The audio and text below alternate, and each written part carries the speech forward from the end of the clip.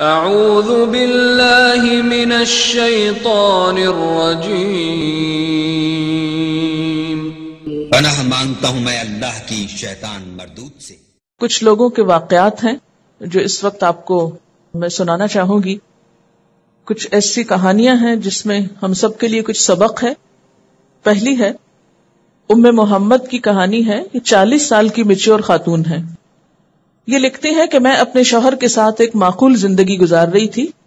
ہم میں بہت قربت یا ہم آہنگی نہیں تھی، یعنی اتنی انڈرسٹینڈنگ نہیں تھی، اور میرے شوہر کی شخصیت میں وہ مضبوطی نہیں تھی جو کسی عورت کے لیے پرکشش ہوتی ہے، مگر اس کے اچھے اخلاق کی وجہ سے میں یہ ساری باتیں نظر انداز کر دیتی تھی۔ میرے شوہر اکثر اپنے دوست اور بزنس پارٹنر کا میرے سامنے ذکر کرتے۔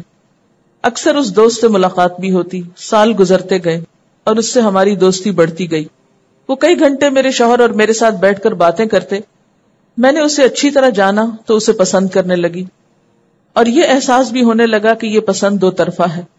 جیسے جیسے اس شخص کی عزت میری آنکھوں میں بڑھتی گئی، میرے شوہر کا مقام میری نگاہوں میں گرتا گیا۔ مجھے اپنا شوہر بہت برا لگنے لگا، اور یہ افسوس ہوتا کہ یہ شخص میری زندگی میں پہلے کیوں نہیں آیا تھا۔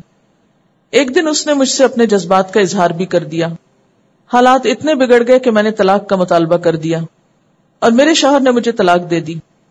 اس کے بعد وہ بالکل بکھر گیا، اور میرے بچے بھی۔ اس سے بھی بری بات یہ ہوئی کہ اس شخص کی زندگی میں بھی مسائل کھڑے ہو گئے۔ اس کی بیوی کو میرے بارے میں پتا چل گیا تو اس نے بہت ہنگامہ کیا، اور ان کی شادی شدہ زندگی بھی خطرے میں پڑ گئی۔ آج میں زندگی میں ہر خوشی اور امید کھو چکی ہوں۔ ہم دونوں کی شادی شدہ زندگیاں برباد ہو چکی ہیں، اور ہم کبھی اکٹھے بھی نہیں ہو سکتے۔ یہ سٹوری لی گئی ہے www.islamqa.com۔ شیخ محمد صالح المنجد نے یہ واقعہ بیان کیا ہے۔ ان کے پاس کسی عورت نے اپنا واقعہ بھیجا ہوگا۔ یہ ریفرنس اس لیے دے رہی ہوں کہ آپ یہ نہ سمجھے کہ میں نے کوئی اپنے پاس سے کہانی گھڑ لی۔ اصل بنیادی چیز یہی ہے کہ انسان کے اندر ایک کمپیرزن کی حس ہوتی۔ ہر شخص کی زندگی میں کہیں نہ کہیں کچھ کمی ہوتی، کہیں مال کی کمی ہے، کہیں بچوں میں کوئی کمی ہے، کہیں شوہر میں کچھ کمی ہے۔ تو انسان کی جو دنیا کی محبت یا نفس کی خرابی ہے، وہ ہمیشہ بہتر سے بہتر کی تلاش میں رہتی ہے۔ جتنا بھی مال مل جائے اس سے زیادہ، جتنے بھی اچھے اللہ تعالیٰ رشتے دے، لوگ دے، ان سے آگے بڑھ کر، یعنی نگاہوں کا کہیں قناعت پسند نہ ہونا، یہ سب کچھ اس کی خرابی کا سبب بنتا ہے۔ اور پھر اگر ایک عورت کا دوسرے لوگوں سے زیادہ رابطہ نہیں، تو پھر صبر اور قناعت کی کیفیت بہتر ہو سکتی ہے۔ چھوٹی موٹی کمی کوتاہی پہ انسان درگزر کر لیتا ہے، لیکن جب فری مکسنگ شروع ہوتی ہے تو پھر انسان کو اپنی محرومیوں کا احساس زیادہ ستانے لگتا ہے، اور نتیجتاً انجام وہ ہوتا ہے جو ابھی آپ نے سنا۔ اللہ تعالی ہمیں عمل کی توفیق عطا فرمائے۔ جزاکم اللہ خیرا۔ سبحانک اللہم و بحمدک، نشہد ان لا الہ الا انت، نستغفرک و نتوب الیک۔ السلام علیکم و رحمۃ اللہ وبرکاتہ۔ نا امید نہ ہو، اللہ سے اچھا گمان رکھیں، اور وہ دعائیں پڑھتے رہیں جو حضرت زکریا علیہ السلام نے اور پڑھی تھی، لم اکن بدعائک ربی شقیہ کہہ کے، پھر اس کے بعد ربی ہب لی من لدنک ذریۃ طیبہ۔ اور صالح اولاد کی دعائیں جو ہیں وہ ایک کارڈ کی شکل میں بھی اللہ تعالیٰ نے چھاپی ہوئی ہیں، اور اس کے علاوہ استغفار۔ سورۃ نوح میں اللہ تعالیٰ فرماتے ہیں نا کہ وَيُمْدِدْكُمْ بِأَمْوَالٍ وَبَنِينَ، کہ اگر تم استغفار کرو گے تو تمہیں مال اور بیٹوں سے نوازوں گا۔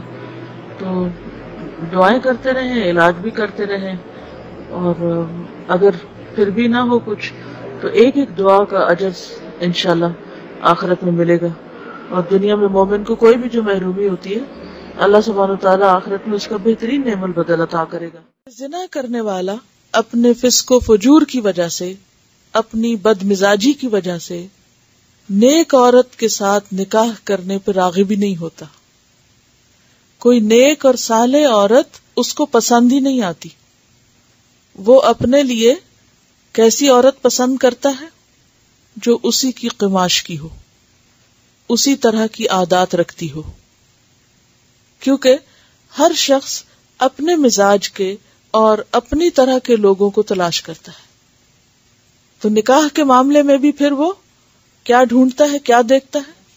کوئی باحیا عورت، کوئی با پردہ عورت، کوئی شریف عورت اس کو پسند نہیں آتی، بلکہ اس کے برعکس اس کو بے حیا عورت اور فاحشہ قسم کی عورت چاہیے ہوتی ہے. کیوں؟ اس لیے کہ وہ نکاح کے مقاصد کو سامنے رکھتا ہی نہیں. جس شخص کا کام یا جس شخص کی دلچسپی نکاح کے بغیر ہی پوری ہو رہی ہے، اس کو نکاح سے دلچسپی نہیں ہوتی. یعنی ایک شخص اگر نکاح کے بغیر زنا کے طریقے سے اپنی خواہشات پوری کرنے کے مواقع پاتا ہے اور طریقے اختیار کرتا ہے، تو اس کے لیے نکاح کیا ہے؟ ایک قید. وہ ایک کارڈ میں نے دیکھا، کارڈ کیا تھا؟ Wedlock deadlock. شادی کے موقع پہ دیکھنے کے لیے تصویر اس پہ بنی ہوئی تھی کہ دو لوگوں کی بالی آپس میں کٹھی باندھی ہوئی ہے اور ویڈ لاک ہے یہ، اور wedlock actually deadlock ہے کہ اس کے بعد آپ کے لیے اور برائی کرنے کے چانسز ختم ہو رہے ہیں. تو اس میں الزانی لا ينکح الا زانیۃ، وہ پاک دامن عورت میں نہیں دلچسپی رکھتا، وہ زنا کرنے والی میں ہی دلچسپی رکھتا ہے. کیونکہ نکاح کرنا اور ینکحو سے مراد یہاں ایک تو عقدۃ النکاح ہے، یعنی نکاح کی گرہ باندھنا، اور دوسرے کیا ہے؟ جماع کے معنوں میں بھی آتا ہے، جسمانی تعلق قائم کرنا. تو زنا کار مرد جو ہے وہ جسمانی تعلق نیک پاک بیوی کے ساتھ نہیں قائم کرے گا. وہ کیا دلچسپی رکھے گا کہ ویسی ہی فاحشہ عورتیں اس کو ملے اور وہ ایک تتلی کی طرح مختلف پھولوں کے مزے اٹھاتا رہے. وہ اپنے آپ کو ایک خاندان کی زندگی میں اور ایک پابند زندگی میں باندھنے سے کتراتا ہے. اور پھر نکاح کے جو مقاصد ہیں کہ پاک دامنی اختیار کی جائے، اولاد ہو، نان نفقے کی ذمہ داری بیوی کی لی جائے، تو ایسے مرد کے لیے یہ سب کچھ کیا ہے؟ وبال جان ہے. اور یہی چیز ہم دیکھتے ہیں کہ موجودہ جنریشنز میں نکاح سے دلچسپی ختم ہوتی چلی جا رہی ہے، اور نکاح کے بغیر کے تعلقات، اور چونکہ عام اویلیبلٹی ہے ہر برے کام کے کرنے کے لیے، تو بغیر کسی ذمہ داری کو قبول کیے اگر سب کام ہو رہے ہیں تو اس مصیبت میں کیوں گرفتار ہوں؟ تو یہاں اس حقیقت کی طرف اشارہ کیا گیا ہے کہ زنا کے اوپر 100 کوڑے کیوں حد جاری کی جائے، تاکہ اس کا سد باب ہو، ورنہ انسانوں کے مزاج بگڑ جائیں گے، خاندان ختم ہو جائیں گے، نسلیں برباد ہو جائیں گی. کیونکہ جب مزاج بگڑ جاتا ہے نا، جس کو رنگ رنگ کی چیز ملتی وہ ایک پہ قناعت کیوں کرے؟ جو طرح طرح کے مزے اڑا سکتا ہے وہ ایک ہی جگہ اپنے آپ کو کیوں روکے؟ جس کو صرف عیاشی سے غرض ہے وہ ایک بیوی کو کھلانے پلانے کی ذمہ داری کیوں لے؟ اور پھر آگے اس سے پیدا ہونے والے بچوں کی وہ ذمہ داری کیوں لے؟ وہ اپنے آپ کو ان مصیبتوں میں کیوں ڈالے؟ اور پھر مشرکتن کا لفظ، کیونکہ شرک اور زنا میں ایک مماثلت بھی ہے. جیسے مشرک بے وفا ہوتا ہے، ایسے زانی بھی بے وفا ہوتا ہے. اللہ کے ساتھ شریک کرنا اور اپنے لائف پارٹنر کے ساتھ کسی کو شریک کرنا، خواہ شادی سے پہلے یا بعد میں، تو ان میں ایک مماثلت بھی ہے آپس میں. تو زناکار جو ہے وہ یا تو زانیہ کو ہی پسند کرتا ہے یا پھر اس کی مرضی مشرکات سے پوری ہو سکتی ہے، کیونکہ ان کے ہاں کوئی حد نہیں، کوئی لمٹ نہیں.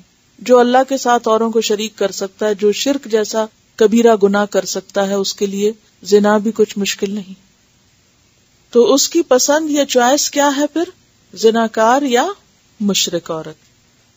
اور اسی طرح جو عورت بگڑ جاتی ہے، جو عورت حیا کا دامن تار تار کر دیتی ہے، اس کے لیے بھی گھر بسانا اور ایک گھر میں با وفا خاتون کی حیثیت سے بچے پیدا کرنا اور پالنا وبال جان لگتا ہے. اس کو بھی پھر کسی پاک دامن با عفت با حیا مرد کے ساتھ دلچسپی نہیں ہوتی. اس کو بھی پھر کیسے مرد چاہیے؟ جو دیوس قسم کے ہوں. دیوس کیا ہوتا ہے؟ دیوس وہ مرد ہوتا ہے جس کے سامنے اس کی بیوی یا بیٹی یا ماں یا بہن غلط کام کرے اور اس کو اس پر کوئی آبجیکشن ہی نہ ہو. بے غیرت.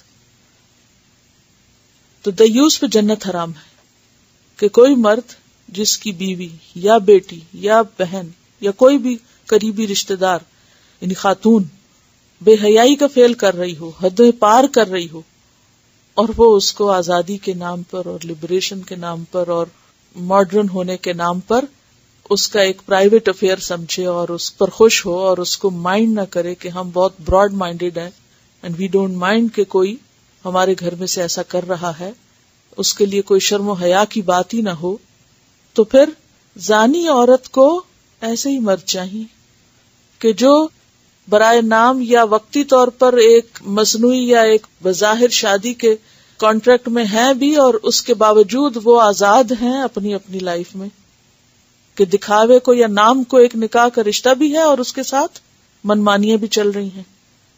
ہسبینڈ مائنڈ نہیں کرتا کہ بیوی کہاں جا کے رات گزار رہی ہے، اور بیوی مائنڈ نہیں کرتی کہ میاں کہاں جا رہا ہے، کس کے ساتھ جا رہا ہے.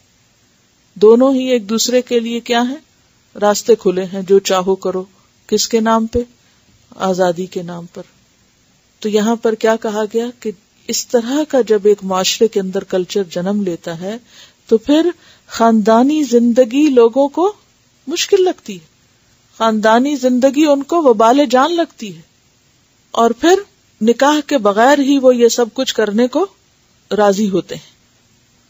وَحُرِّمَ ذَلِكَ عَلَى الْمُؤْمِنِينَ، اور حرام کیا گیا ہے یہ کام مومنوں پر. ایمان والے اس کلچر کو کبھی بھی قبول نہیں کر سکتے، وہ اس کلچر کو کبھی بھی پسند نہیں کر سکتے. کس کو؟ اس زنا کلچر کو، آزادی کے نام پر، یا ایسے رشتے کو. کوئی شریف ماں باپ جن کو پتا ہو کہ کوئی لڑکی اپنی بے حیائی کے کاموں میں مشہور معروف ہے تو وہ کبھی بھی اپنے شریف پاک دامن بیٹے کی شادی وہاں نہیں کریں گے. اور اسی طرح وائس ورسا، جن ماں باپ کو پتا ہو کہ ہماری بیٹی ایک موتی کی طرح پلی ہے بغیر کسی خرابی کے، وہ کبھی بھی یہ نہیں چاہیں گے کہ ان کی بیٹی خواہ وہ دولت کے لیے یا کسی کے لیے کہیں بھی جھونک دی جائے کسی بھی حرام کار کے ساتھ. وہ یہ برداشت ہی نہیں کر سکتے. وہ بیٹی کو بٹھا رکھیں گے مگر کسی حرام کار شخص کو نہیں دیں گے. یہ چیز مومنوں کے مزاج کے ہی خلاف ہے. ان کا مزاج اس کو قبول ہی نہیں کرتا.